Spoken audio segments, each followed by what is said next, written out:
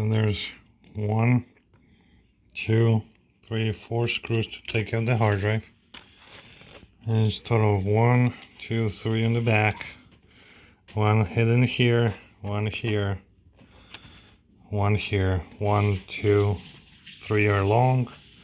This screw holds the DVD Blu-ray player. There's one in the corner, one here, and 1 and 2 here. Very important.